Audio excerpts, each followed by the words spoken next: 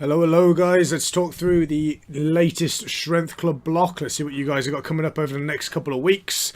So, sticking with a similar sort of format, in that we're squatting on day 1, pulling day 2, and a bench focus on day 3.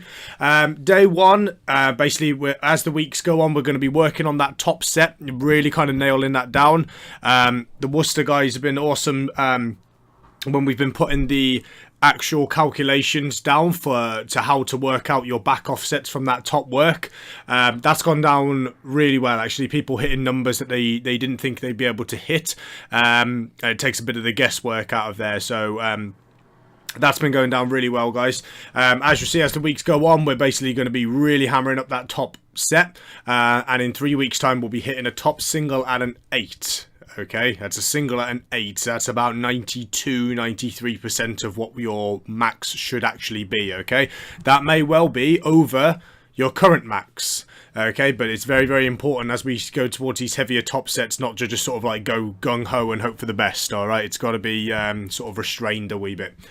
Sticking with those AMRAPs on the back offs as well, they'll get super tough now. All right, then backing down from there, I'm going to start putting some more single leg and single arm movement in there. So we've got split press this week. The guys who did that last night, they were awesome. It's really good. Very difficult movement, guys. Okay, so stay light with that for a couple of weeks and just get your confidence being planted on that one leg.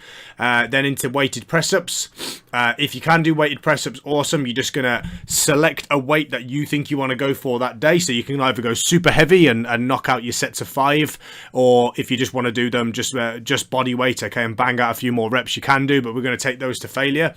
And then as the weeks go on, looking to just add a little bit more weight onto your back with those if you can.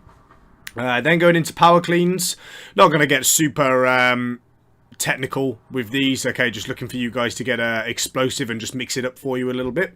Day 2, dead is going to be following a very similar sort of fashion, with just the volume's going to be coming down a little bit, okay, so instead of the 5 sets, you're going to be knocking out 4s, instead of your triples, you're going with 2s, okay, and the intensity is going to raise up a little bit, so in 3 weeks' time, we'll hopefully be hitting a max single at a 9. Then into Spoto press, okay, so it's a variation on the bench press movement. Some people won't find a huge difference, to be honest, between these two. I know I personally, my Spoto is pretty much the same as my horse bench, but some of you might find that a bit more difficult, particularly those of you who struggle with the lockout side of the movement. Some snatch grip RDLs, okay, just to keep the upper back nice and tight and keep you moving. Seated shoulder press. With that, guys, that is either sat down on the floor, okay, completely on your bum, chest upright, or sat on a bench, okay, whichever you find more comfortable. You get a little bit of more core activation on the while you're doing it on the floor, but on a bench is absolutely fine. Then with the farmer's carries, I'm looking to do some kind of like single arm stuff, so it'll be a very heavy dumbbell or a very overloaded single arm carry. Then day 3, pause bench still staying in there. Again, we're going to be working up to a max double at a 9, so we can really push that one a little bit. And then we're going to be doing some more single arm work for distance. So the Saturday sessions, particularly down Shrub Hill, we're just going to knock that one main movement out the way. Get some pull-ups in there because they're a good variation for a lot of you to kind of incorporate. Was just finding a lot of people where if they trained a lot during the week when we were doing front squats or the glass floor deads, we're having to really pull back on them. So just something that hopefully isn't going to be included quite so much during the Monday to Friday stuff is going to be pull-ups, so we can put those in and then focus on a bit more of the conditioning side of things.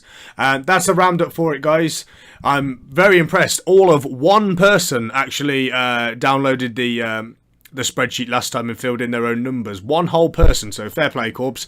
But it is really important, guys, okay? Coming in session on session, there's no point in spending the first 10 minutes of the session trying to guess where you were at before or whatever, you know what I mean? It's just eating into time.